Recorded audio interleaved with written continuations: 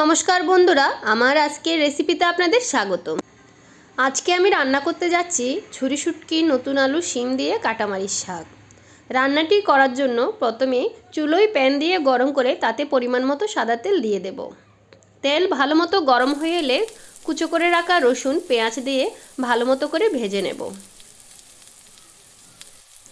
তো বন্ধুরা, আমার রান্নাগুলো যদি আপনাদের ভালো লেগে থাকে অবশ্যই লাইক কমেন্ট করবেন এবং চ্যানেলটি সাবস্ক্রাইব করে আমার পাশে থাকবেন। দেখুন, পেঁয়াজ এবং রসুনগুলো ভাজা হয়ে এসেছে। এই পর্যায়ে আমি কেটে রাখা নতুন আলু এবং শিমগুলো দিয়ে আরও কিছুক্ষণ ভেজে নেব।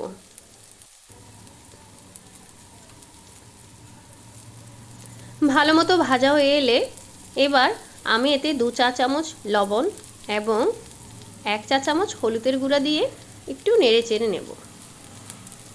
এরপর এর মধ্যে দিয়ে দেব ফালি করে রাখা কাঁচামরিচ আর একটি টমেটো এবং ছুরি শুটকিগুলো দিয়ে ভালো মতো নেড়ে চেড়ে কষিয়ে নেব।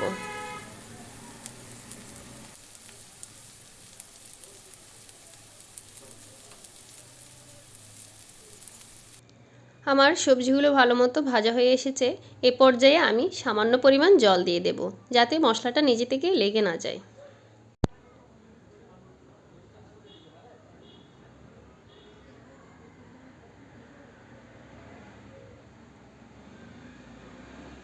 ভালো মতো পানি দিয়ে কষানো হয়ে এলে 1 চা চামচ আদা বাটা দিয়ে দেব। আদা বাটা দিয়ে সামান্য নেড়ে চেড়ে আমি বাকি মশলাগুলো অ্যাড করে দেব। মশলার মধ্যে রয়েছে লাল মরিচের গুঁড়ো। আমি এখানে লাল মরিচের গুঁড়ো দিয়েছি 1 চা চামচ এবং জিরে গুঁড়ো দিয়েছি 1 চা চামচ। এতেই রান্নাটা হয়ে যাবে। এরপর সামান্য সামান্য জল দিয়ে আমি মশলাটাকে ভালো মতো করে কষিয়ে নেব।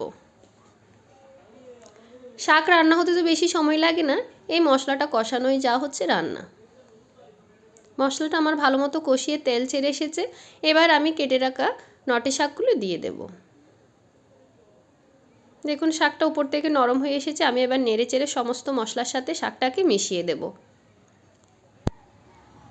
বন্ধুরা, শাক সিদ্ধ হতে কিন্তু বেশি সময় লাগে না। রান্নাটা দেখতে হয়তো আপনাদের ধৈর্য লাগছে, কিন্তু করতে বেশি সময় একটা লাগবে না।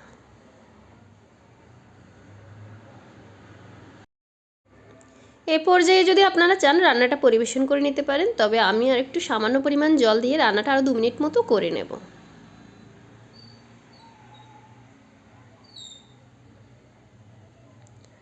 দেখুন, আমার রান্নাটা কিন্তু এ পর্যায়ে কমপ্লিট হয়ে গেছে। এখানে কিন্তু কোনো ধনেপাতা দেওয়ার দরকার নেই। এখন গরম গরম নামিয়ে পরিবেশন করুন ছুরি শুটকি দিয়ে কাটামারির শাক। কেমন হলো জানাবেন।